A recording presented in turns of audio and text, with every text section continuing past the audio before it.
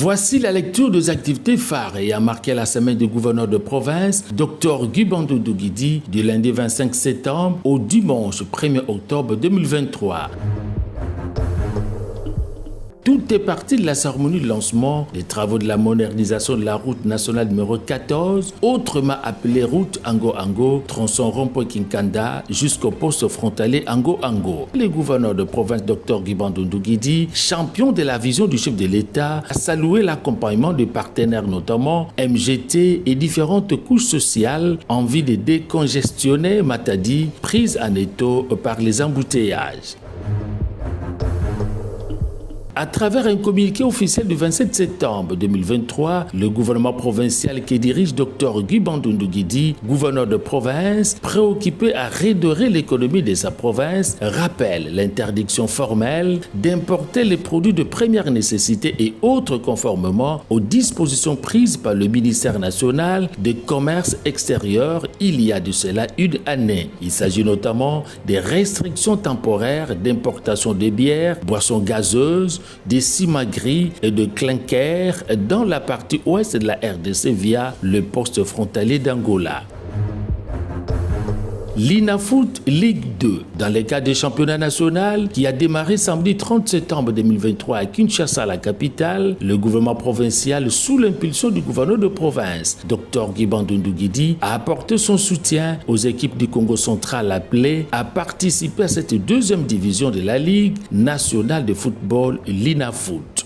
Au total, 4 clubs présentent les Congo central pour lesquels le gouvernement provincial a payé tous les frais de participation, des déplacements et des logements à Kinshasa. Faisant suite du geste posé par les équipes provinciales qui placent les sports, toutes disciplines confondues, au cœur de ces préoccupations, les dirigeants des clubs concernés ont organisé 2 rencontres sportives des galas à la cité énergétique d'Inga. Une façon pour eux de témoigner leur adhésion à la vision du chef de l'exécutif provincial.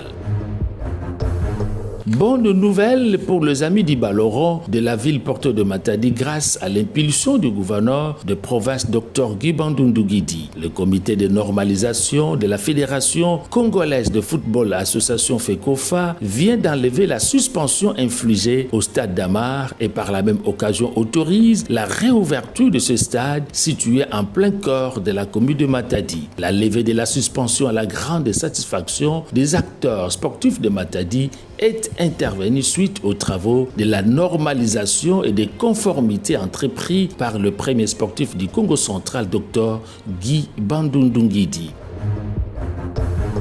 Mardi 26 septembre 2023, Dr Guy Bandundu Guidi, gouverneur de province, a lancé personnellement le tournoi des Nzango moderne à l'espace Chaudron au camp Ami Congo dans la commune de Matadi. Ce tournoi dénommé Tournoi de l'amitié a regroupé 20 clubs, soit 12 de Matadi et 8 clubs de la ville-province de Kinshasa. Son organisation était dans le but de lancer l'entente urbaine des Nzango moderne Matadi sous le patronage du gouverneur Dr Guy Bandundu Guidi. Du 25 au 30 septembre dernier, c'est autour d'un climat de paix et d'amitié que s'est clôturé ce tournoi des Nzango modernes dans la ville porteur de Matadi sous une ambiance hors du commun.